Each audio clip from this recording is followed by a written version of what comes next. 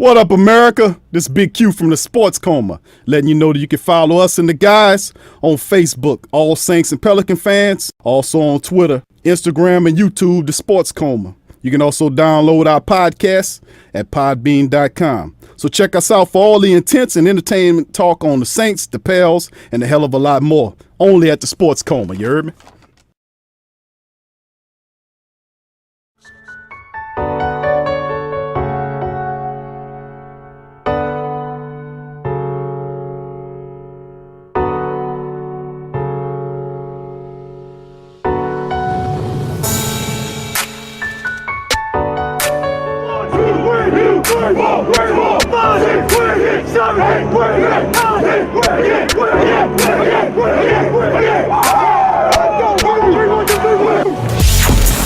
Get ready, New Orleans. It's time for the Sports Coma with Big Q and the guys, telling you everything you need to know about the Saints, Pelicans, and a whole lot more. I ain't gonna say no more. Welcome, Sports Nation, to the Sports Coma with Big Q and the guys. We're talking about a little bit everything today, dealing with the Saints, the Pels, and a heck of a lot more. Got a lot to talk about on our fine show today. Appreciate you for joining us on this short edition.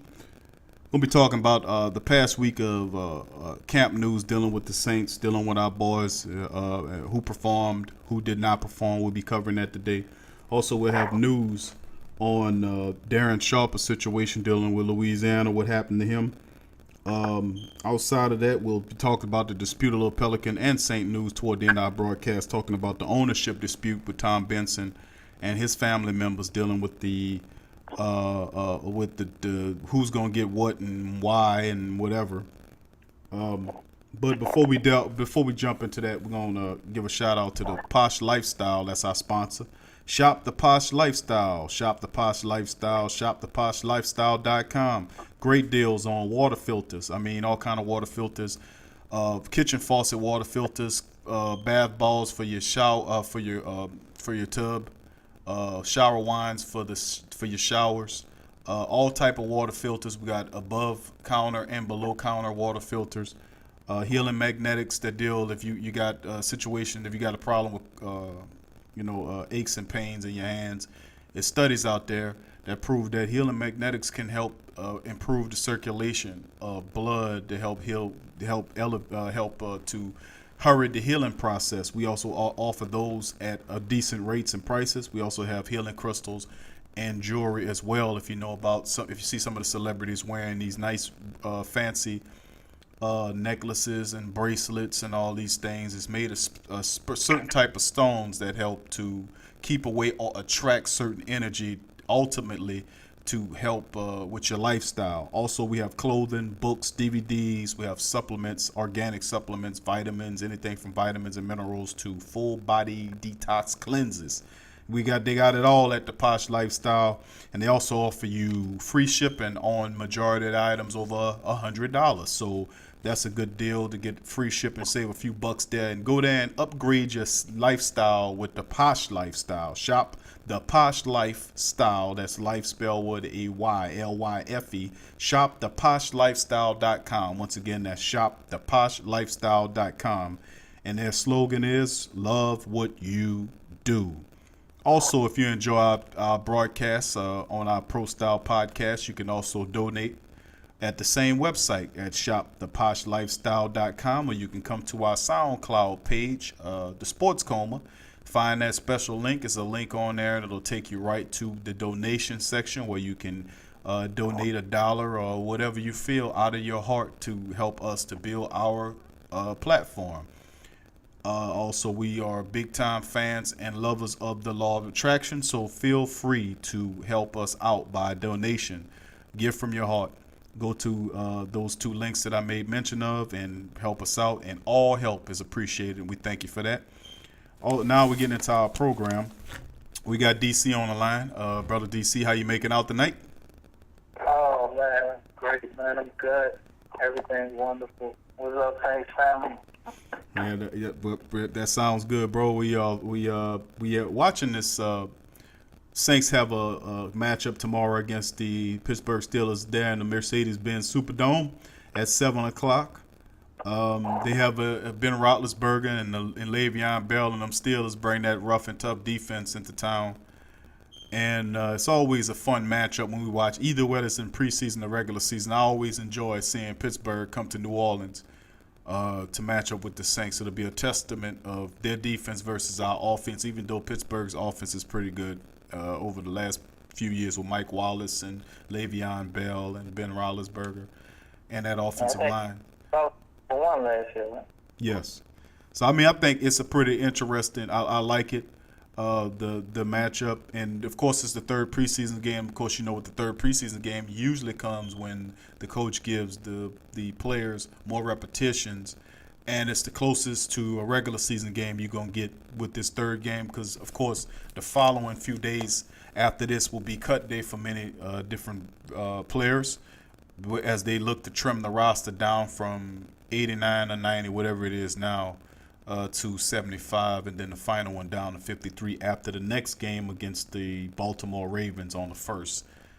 Also in the Mercedes-Benz Superdome. So looking at what we're looking at dealing with the upcoming matchup with the Steelers, what are you looking for there, DC, to see what the Saints, what they can do? What are your take on that matchup?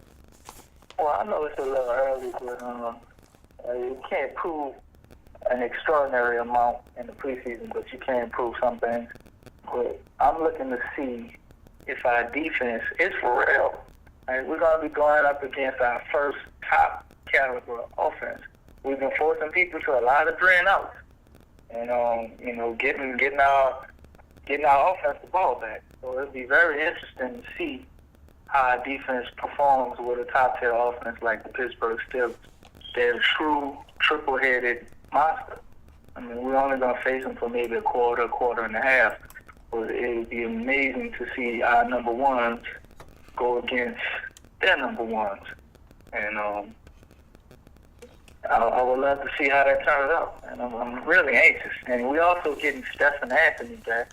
So I like to see where he fits in the rotation and how he looks coming back from his injury, as well as Brandon Cooks.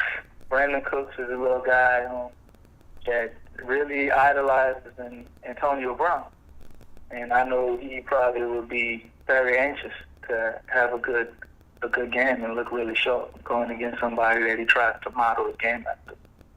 Right, you're right. I think that's probably the best thing. I made mention of Mike Wallace. I mean, Antonio Brown, being that Mike Wallace was one of the really good Steelers receivers that got away. He left to Miami ultimately, I think it was. His career ain't turned out all that great. Right. Well, I think he was a stud. I think Antonio Brown was another guy that kind of picked up the torch once he left. But you're right. I think that's a good guy for them to model his game after. I mean, hell, Antonio Brown for Brandon Cooks and DeAndre Hopkins for Mike Wallace. Hey, why not? Even Von Bell compared some of his play to Tyrann Mathieu. So hey, I love it. If you can mirror that. He said he was better. Hey, I love it, man. I love the confidence. He could very well be. I mean, you coming away, he could very well be. He got the intangibles. He's a ball hawk, and you know he definitely ain't lacking in the confidence area. But as far as my take dealing with the matchup, what I would like to see is the matchup of the Pittsburgh Steelers' fast defense, that linebacking core, that defensive line matched up against the Saints' offensive line, which to me, man, the last two games have not shown very much. We've been making mention of this in prior broadcasts. People can research that on the SoundCloud page. You can check out all our previous shows. And that's when we were mostly talking about we were a little shaky on what was going to happen with the offensive line. We talked about the Godfather. We nicknamed him the Godfather. Of course, I'm not going to break it down. You can watch the former broadcast to understand why we call him the Godfather, a.k.a. the vending machine, or why we call Lolito Mr. Skates. All these guys we had issues with these guys, and I'm hoping that I'm wrong, that Streif will kick into another gear when the regular season turns on. Lolito will finally become the offensive guard that the Saints have been looking for the past three seasons, because as far as I'm concerned, he's been quite pedestrian, is the term that they use to describe, that Sean Payton himself used to describe Brandon Coleman. And I agree, he has been quite quite that term, pedestrian. Now, if you look at Lolito, he's been mostly pedestrian. I thought that they shouldn't have issued him a 1-year tender. And, of course, we're going to get into it later on when we discuss what players shouldn't make the next round of cuts. We'll talk about the guys that we believe shouldn't make it. They'll be in later on in the show. But that's what I'm looking at as far as the offensive line is concerned, to see if they can do something against that fast Pittsburgh defense. If not, Drew Brees is going to have a rough afternoon when in a few halves that he's going to the first few quarters of minutes of repetitions he's going to get. He's going to have a rough one. But let's talk a little camp news and recap the camp news over the past week. Andrus Peat. I think Sean Payton and Mickey Mouse Loomis and a few other guys are probably listening to the show, because it just seems like that every time we make mention of something, we've been talking about Brandon Coleman, his pathetic play, and now Sean Payton's comments are catered toward it. You know what I'm saying, DC? It seems like somebody's listening, wouldn't you say? Oh, yeah, most definitely, man.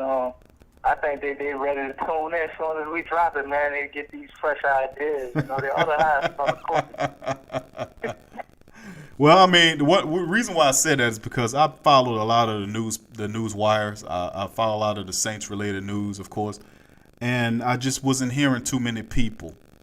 Us and maybe one or two other people was talking about how Payton was using Andrus Peat, and then I seen a few of the commenters later on. We made the first comments on it. Then later on, I think a few days later, then their commenters on various columnists articles saying what's going on with that situation. So it seems like we kind of we was ahead of the curve in that regard. But don't forget about smart Saints fans, man. I've seen people on Twitter pointing out some of the things we speak on. Well, I love them. And nothing better to me than a smart Saints fan. I tell you what. Yeah, but Sean Payton talked exclusively about not moving Andrus Peat around anymore. He said he's not going to move him around anymore, that he's going to keep him stationed at the right guard position, and that's where he's going to him at. To me, I think that's third at right tackle. Right. Well, I mean, I like him at right tackle, and if he can't be the right tackle, let him be the backup. You have other people out there that played guard their entire careers. I mean, all through college. For heaven's sakes, Landon Turner was an All-American guard at North Carolina. Could he do any worse than Lolito? Seriously. But we about to go into our first break on the show. But we're gonna let DC comment on that comment, make his comment on that question, dealing with what's really going on with a few of these guys, with Sean Payton's comments on not moving them around. Also, we're going to get into Jairus Byrd, how he's been playing. He's been playing pretty well as of late, the last few practices. Also, Kobe Fleener's up and down situation. Kobe Fleener, the $50-something million man. Can he get it right? We'll talk about it on the other side of the break. Stay with us. You're listening to the Sports Coma with Big Q and the guys. Nah, man. I'm not retiring. I'll still break that old man's ankles. I'm still gonna knock down turnaround jumpers all day. That ain't changing. Man, I drop threes on them all night long. All night. All night. I'll drain threes on you all night. Man, I dropped 82 on you. I've been Kobe for like 14 years. I've been him for 16 years. I won like 15 championships. I've been Kobe for as long as I can remember. Dude, you're 8. Nah, man, I'm not retiring. I hate Kobe Bryant. I love that mamba face. I hate that mamba face. I'll dunk on fools. I'll still hate Kobe Bryant. I'm still gonna hate him. He's not done. This doesn't change a thing. I am Kobe. I am Kobe. I am Kobe Bryant. I'll still be Kobe Bryant.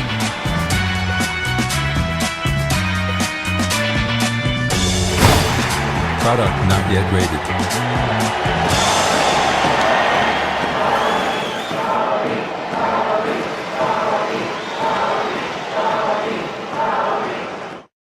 The 6, Raptors, Diamond, Key, New Ride, Old Ride, Bad Times, Good Times, Young Money, New Money, OVO, 29, 29, 29, Best I Ever Had, Worst Behavior, Old Crib, New Crib, October, sound, festival, album time again, or acting time again? My friend, my friends, younger me, older me as Manny, me as Jimmy, me as Drake. What up, America? This Big Q from the Sports Coma, letting you know that you can follow us and the guys on Facebook, All Saints and Pelican fans, also on Twitter, Instagram, and YouTube, the Sports Coma. You can also download our podcast at podbean.com. So check us out for all the intense and entertainment talk on the Saints, the Pels, and a hell of a lot more. Only at the Sports Coma, you heard me?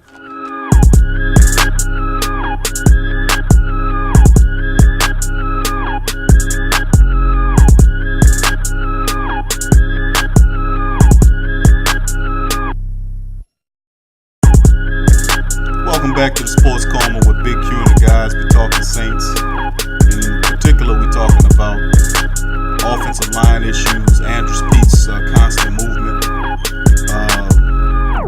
What's your take on that, DC? I know we've seen a lot of movement with him back and forth. Not too confident, like I said. I'm not for the chances trying to sound redundant, but it's a serious area of need. When we first came into the season, Big Boy and a few other guys was talking about they were more concerned with the defense than they were with the offense. Well, the defense is showing you, hey, you don't need to worry about us.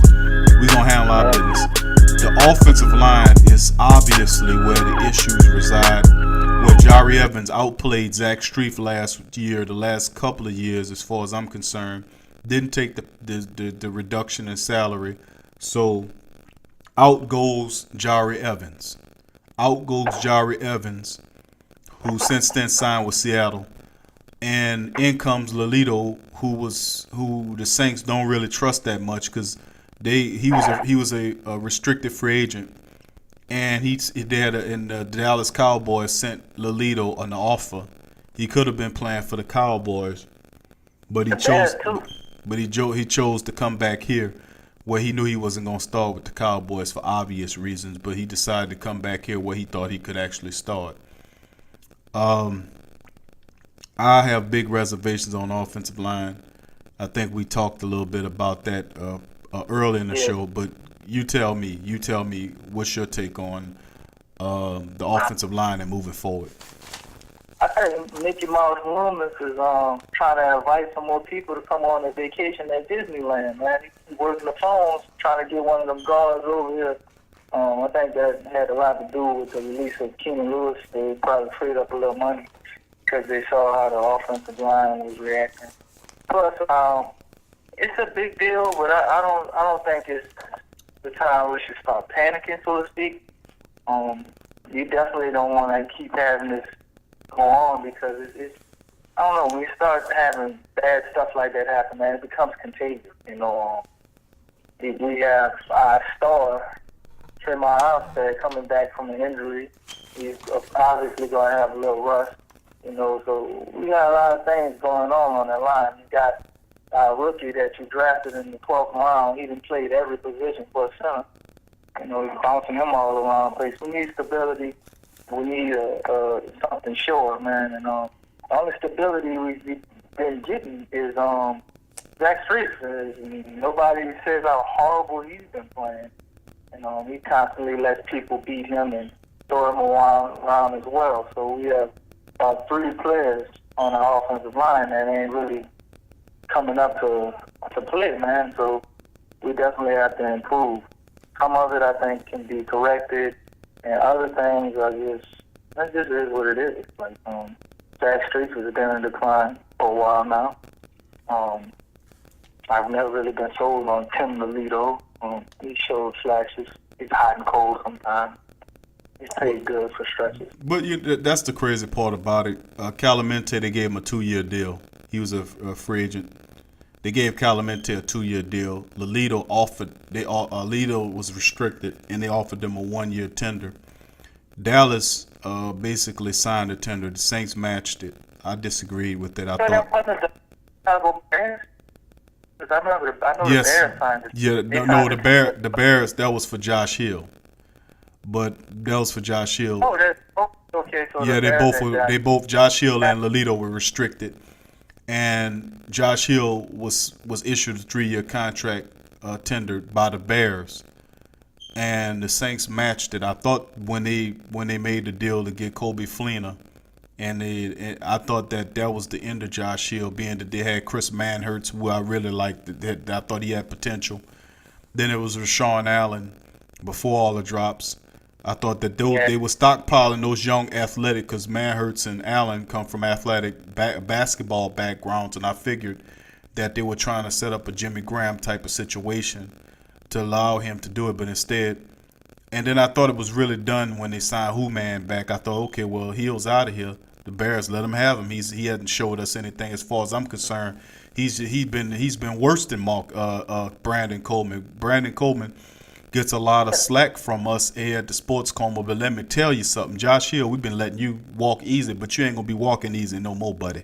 We got our eyes on you. We know you drop a lot of passes. We know you dropped that touchdown pass in the last game, and you've been dropping passes in camp. You've been looking less than pedestrian. If Brandon Coleman is pedestrian, then you are less than pedestrian. You are minus pedestrian.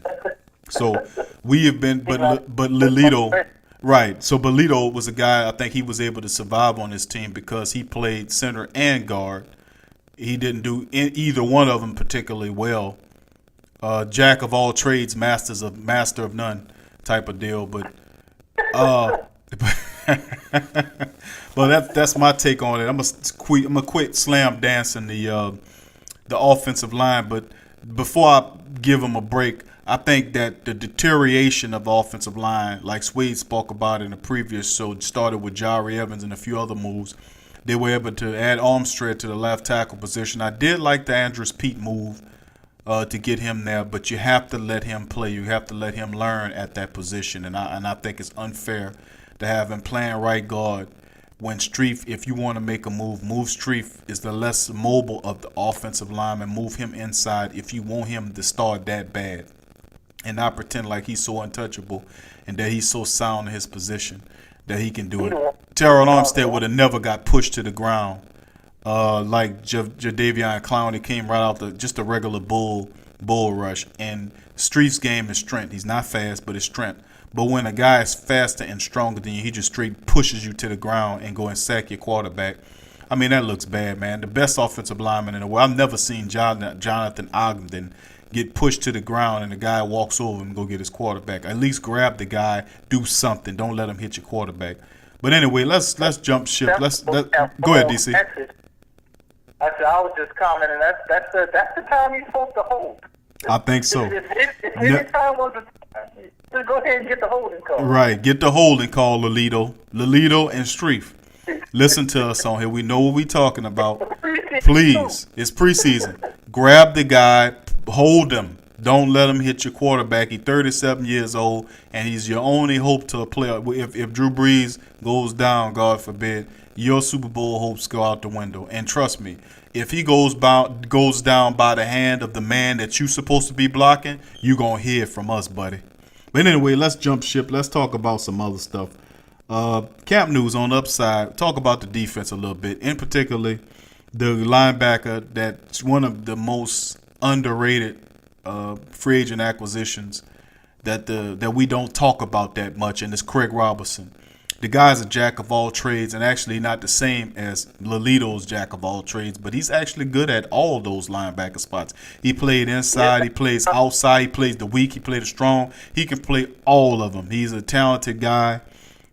He's been having a solid camp. Matter of fact, he picked off Grayson, which is not hard to do.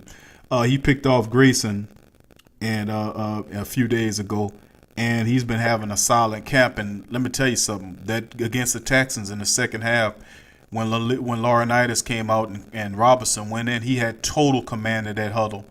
As you've seen him making plays, making calls. And Craig Robertson, man, he has been a stellar addition to this team, and I just can't praise him enough.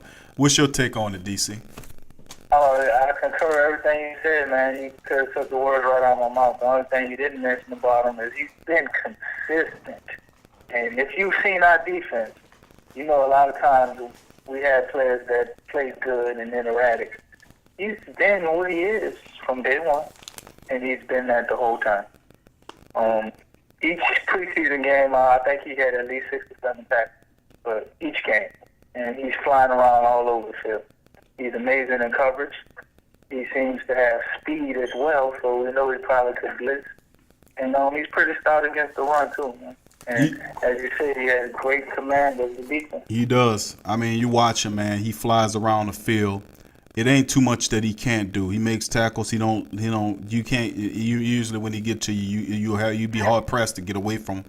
But he's been in the top 3 or 4 as far as the tackles are concerned. He gets a lot of repetitions because they won't see what he do. Now, Daniel Ellerbe, on the other hand, I think Ellerbe has 1 year left on his contract, and I think Ellerbe, took 2 pay cuts to remain in New Orleans, and because he does fit this scheme. But Craig Robinson at this point right now, because most of the guys are going to be healthy when the regular season starts, Stephon Anthony included.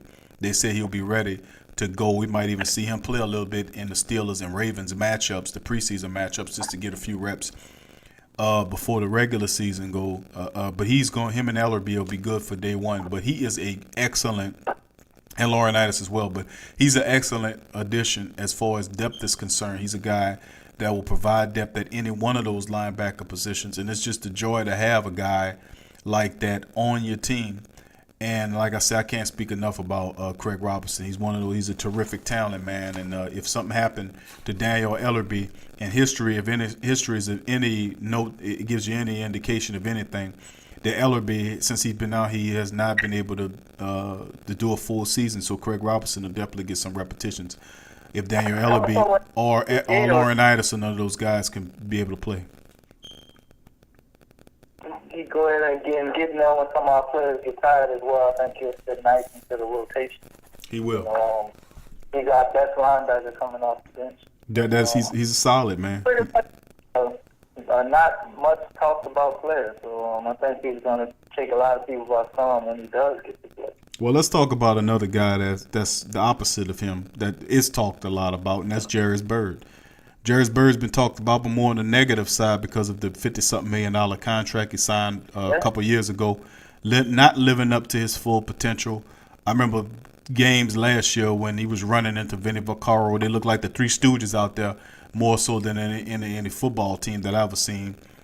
But looking at what's happening with him now, he's totally healthy, and he's getting into the groove. I mean, he's made plays, batted balls down, he's playing free. And I got to give him credit because he's really starting to kind of get comfortable with a scheme that's probably similar to what he played when he was in Buffalo. Now, this is the thing. And we're going into our next commercial break, but we don't have to discuss this because we made mention of it maybe once or so. But we got to talk about the addition of secondary coach Aaron Glenn. Aaron Glenn played in the league for over 15 years at cornerback at a high level. He was a quality cornerback, a model football player. He was a fundamentalist, and he's bringing that same skill to that secondary, and there's no reason why all those guys are living up to the billing. And we'll talk about Aaron Glenn's contribution, and we'll talk about some other topics on the other side of the break. And listen to the Sports Coma with Big Q, guys. We'll be back. Hey, this Sway. I'm about to tune you in. I'll cue you into your one-stop online shop for all your health essentials. Your vitamins, your water filters, healing magnetics, hygiene products, healing crystals, and jewelry. For all this and more, just log into theposhlifestyle.com. Once again, that is theposhlifestyle.com. There's no one road out there. No one surface. No one speed. No one way of driving on each and every road. But there is one car that can conquer them all. The Mercedes-Benz C-Class. 5 driving modes let you customize the steering, shift points, and suspension to fit the mood you're in and the road you're on. The 2016 C-Class, starting at $38,950. Is it true Ciroc vodka makes the best flavors in the world? Take one sip of the lush wildness of Ciroc Red Berry. One taste of the intense ripeness of Ciroc Peach. Even one drop of the explosive freshness of Ciroc Coconut. And the truth will come to your lips. Ciroc Ultra Premium flavors. One sip is all it takes to taste true perfection. Available in Red Berry, Coconut, and Peach. Ciroc. Nothing tastes closer than the truth. The Bud Light Party believes in change. That's why Bud Light has a new look, and we want to share it with everyone. From our national parks to our furthest shores, jackpot, to your living room. Look under your seats! Still the same refreshing Bud Light with a new look.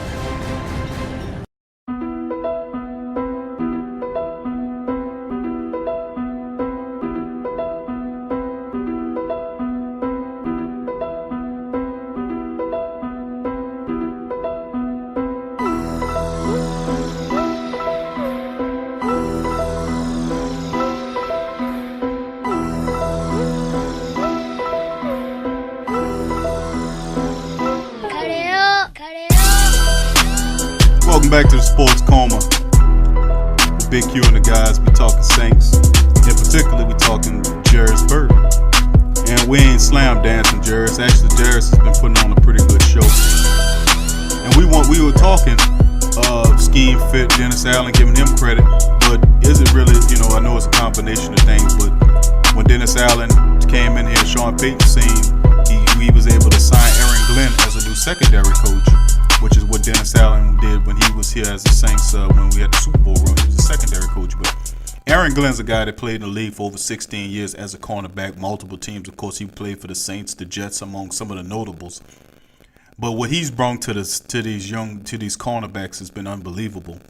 Even some of the cornerbacks you could talk to, Ken Crawley and Devontae Harris, Jimmy Pruitt, even Devin Breaux and P.J. Williams, they all, Eric Harris, Vinny Vaccaro, if you notice, even Jarris Burton, all of these guys are having the secondary in particular are having a plan at levels beyond what we've seen from last year.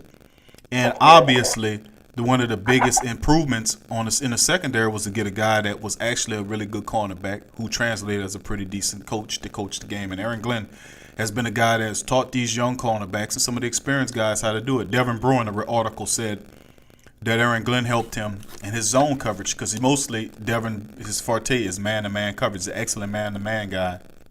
Couldn't play zone that well. And Aaron Glenn was able to study tape with him and told him what he was doing wrong, his eye placement and where he needed to be and all this kind of stuff. He was able to educate Devin Breaux on what to do, and Devin Breaux used it in practice and has been having a very nice camp as well. Same thing with Ken Crawley and Devontae Harris. Devontae Harris named Aaron Glenn as one of the main guys that has really helped him to take his game to levels where it hasn't been before. Same with Ken Crawley.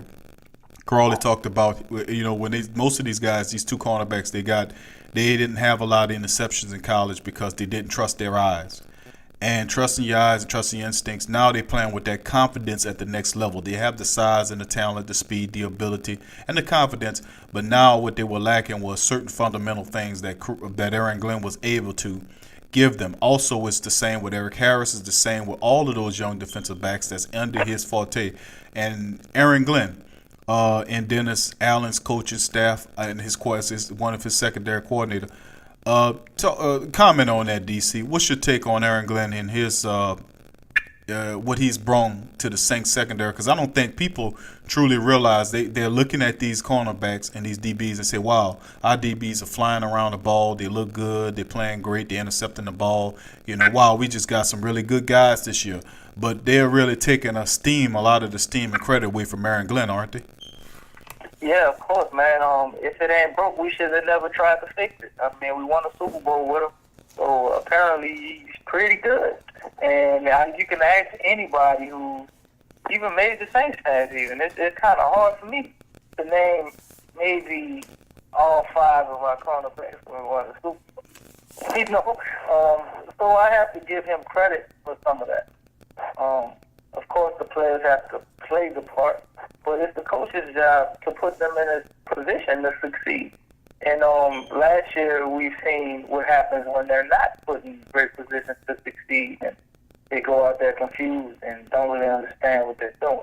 Clearly, this year, that's not the case because we have young guys that are playing good. And anytime you see that, then you know they must understand the game. And a big part of them understanding the game and what they should and shouldn't be doing is going to fall on coaching.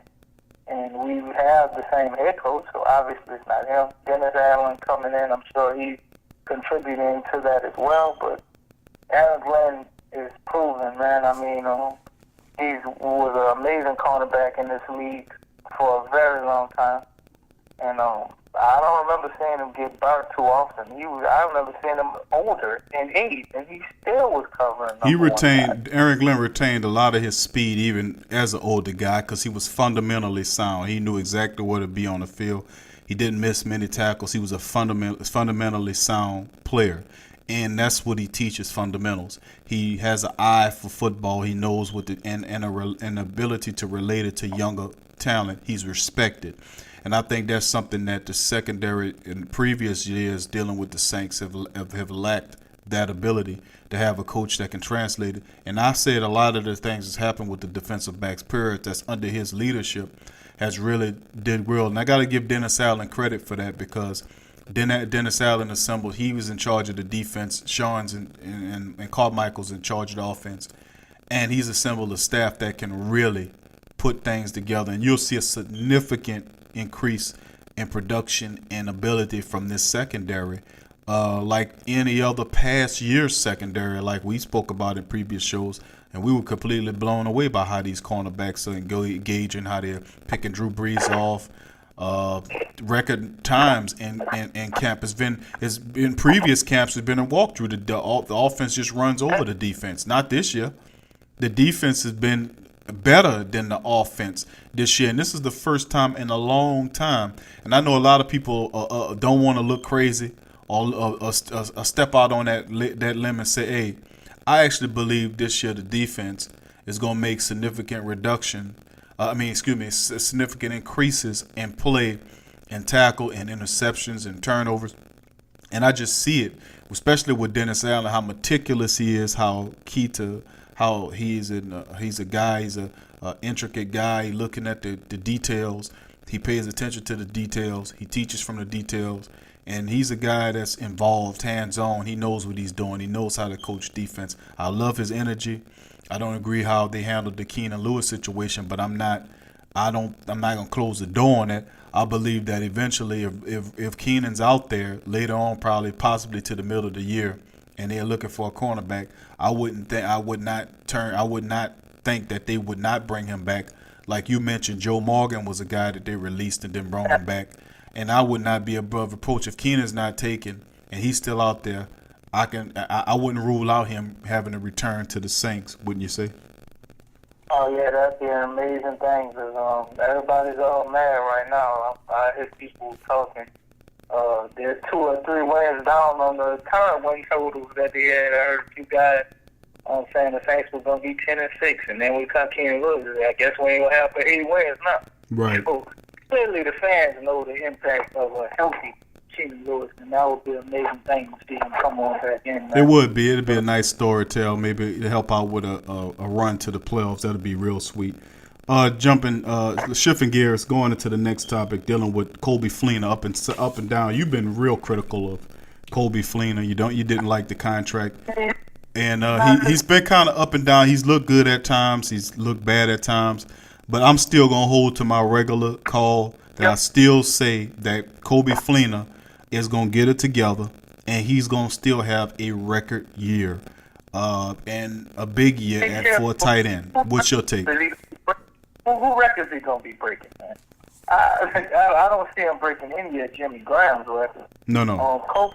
His personal best records. I mean, his personal best records. He's averaged over 50 catches for the last.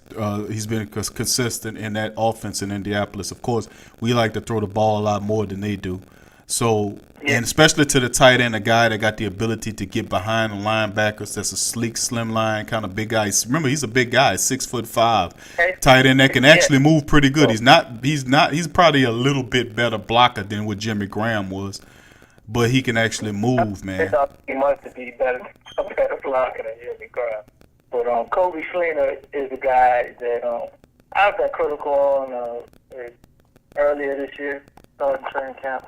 But obviously I've seen him because I follow Andrew Luck, and they went to the same college, and they were drafted by the same team, the Indianapolis Colts. And he's a decent player, man. I don't see him as a $50 million player. That was my take on him. He's kind of holding true to that right now. But in our offense, we have a tight end heavy offense. I haven't seen him catch our signature pass, though. That's disturbing to me. Well, I mean, run all teams. Right. Well, Kobe Flynn took off that, man. That's the staple of our offense. What our tight end? Right. I think Kobe Flynn, I can see what you're saying. He's been inconsistent. But I believe that when the season pick up, I think he's going to eventually catch on. You're going to see a couple of 10-catch games from him. You're going to really see, because the Saints they feature that tight end a lot. And his skill set fits right in what Sean Payton is trying to do. I remember when they would negotiate with him, they had other teams that was trying to get him. Although I wanted to get Ladarius Green, who Pittsburgh ended up getting, but we ended up with Fleener, which is fine. A couple of quick takes before we got a few minutes left before the show end. I want to get your takes on a few quick take items. Number one, quickly, Darren Sharper. You know, we talked about him getting the prison sentence with the feds, 15 months off of the maximum. The Louisiana judge gave him 20 years. Said that the federal judge was light on him, but she gave him 2 more years, 20 years. As far as Louisiana is concerned, what's your quick take on that? Well, I think they looked at his bank account and they went back and looked at them rape videos and it was like, yeah, we should have gave him some more time. They basically took his credit for time served away because he's been in jail for about 2 years, and I don't see anything wrong with it. But I mean, it'd been better if they got it right the first time. Okay, let's jump to quick take number 2. We got Tom Benson dispute over his family. Who should get what? Should Tom Benson give money to his family, or should he keep it and pass it on to his wife quickly? That's a very touchy situation. Like, if it was my family and judging on basic family morals and principles that I have my family out, then most definitely my family's supposed to get some of that money. But man, Tom Benson said his children were trying to kill him. I mean, if that's true, why should they be entitled to any of his estate? Okay. So it's a personal thing. It's very touchy, and I have no idea who's legal. Okay. It's all over the place. Not to rush it, but we got a few minutes left for the end of the show. Give me 3 cuts. Three cuts of players that shouldn't make it next week. Give me 3 of them. You're killing me. I like, as bad as I talk about them, I like a lot of our guys. But I'm gonna go with Mr. Skates, man. Okay. You go ahead and get him out of here. Okay. Let's see, number 2, Brandon Coma, man. I'm just sick of the project. Like, just let him go. Hopefully, I really would like to see the brother career take off, and maybe going somewhere else might turn things around for him. And number 3, I would say Travis Cadet. Like, he does stuff, but he's like okay at anything he does. He's not great. He didn't really do it wrong. Like, what do you really do? What's your go-to thing? Like, so I'm not gonna bash him, but he's just not exciting. He doesn't do anything great. So I really don't see a need for him to take up a spot. Okay, so that's my 3 guys. All right, well, that's the show. We appreciate y'all joining us on the Sports Coma with Big Q and the guys tonight. We appreciate it.